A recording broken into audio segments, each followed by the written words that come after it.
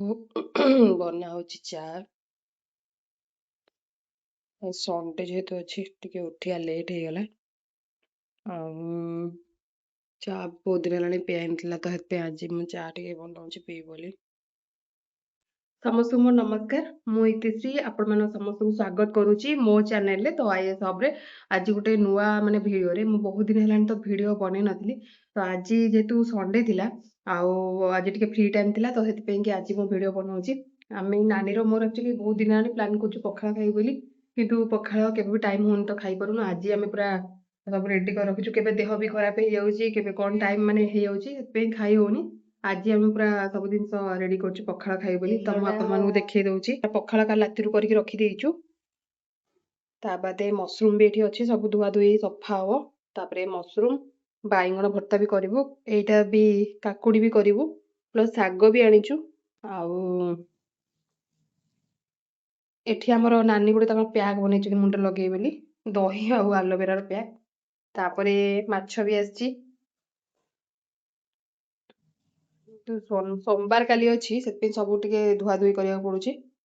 ଆଉ ତା ସହିତ କାଲି ଗୋଟେ ଜାଗାରୁ ପୁରା ଆମେ କିଣିକି ଆଣିଛୁ କୋଳି, ତାକି ଚକଟା ହବ ଆଜି। ଆଜିର ଭିଡ଼ିଓଟି ଦେଖିବା କେମିତି କ'ଣ ହଉଛି।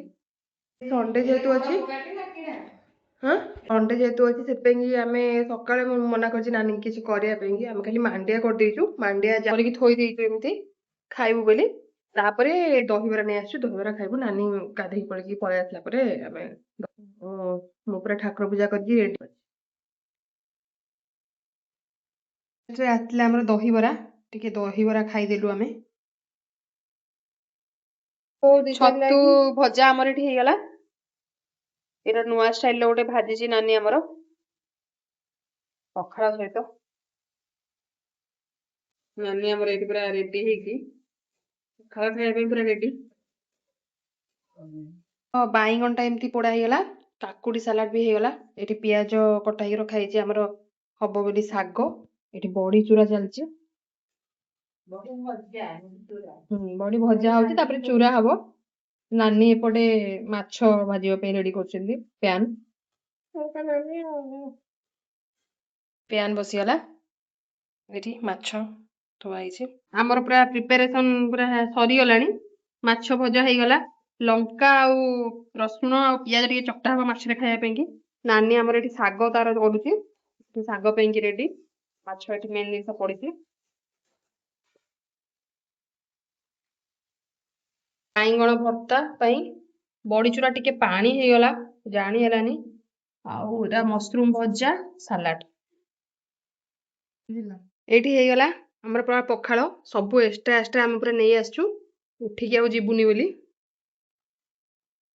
ନାନୀ ତାର ଏଠି ଗୋଟେ ଚକଚି ବଡି, ଦେଖେ ପାଗଟା। ତାପରେ ଏଇଟା ହଉଛି ଶାଗ ଭଜା, ପୁରା ନଦୀ ମାଛର ଭଜା। ବାଇଗଣ ଚକଟା, ଯୋଉଟା କି ନାନୀ ଆମର କରିବ, କାରଣ ନାନୀ ଆମର ବଢିଆ କରେ। ମସରୁମ ଭଜା, ବଡି ଚୁରା ଆଉ ସାଲାଡ। ଏବେ ପୁରା କମ୍ପ୍ଲିଟ ହେଇଗଲା ପରେ ମୁଁ ଆପଣମାନଙ୍କୁ ଦେଖେଇବି। ମତେ ଲାଗେନି ପଖାଳର କିଛି ରିପ୍ଲେସମେଣ୍ଟ ଅଛି ବୋଲି। ଯେତେ ବି ବାହାରେ ଆମେ ଖାଉ କି ହୋଟେଲରେ ଖାଉ, ଯେତେ 5 ଷ୍ଟାର ଖାଉ, ହୋଟେଲରେ ଖାଉ, 7 ଷ୍ଟାର, ଯେତେ ବି ହୋଟେଲରେ ଖାଇଲେ ପଖାଳର କିଛି ରିପ୍ଲେସମେଣ୍ଟ ନାହିଁ। ପଖାଳ ୱାନ୍ ଅଫ୍ ଦ ବେଷ୍ଟ ଜିନିଷ, ଯୋଉଟା କି ଖାଇବା ପାଇଁ କି ସବୁବେଳେ ଏକ୍ସାଇଟମେଣ୍ଟ ବି ଥାଏ ଆଉ ଭଲ ବି ଲାଗେ। କାରଣ ଆମ ଓଡ଼ିଆ ମୁଭି ଆମେ ଦେଖିବା ନିହାତି ଜରୁରୀ।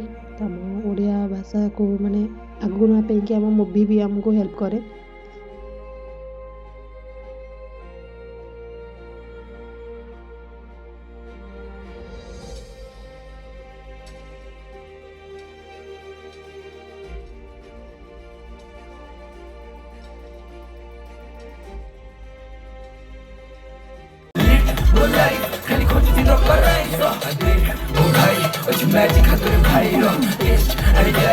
ଆଜି ପୁରା ଆମ ସାଙ୍ଗେ ଗୋଟେ କମେଡି ହେଇଗଲା।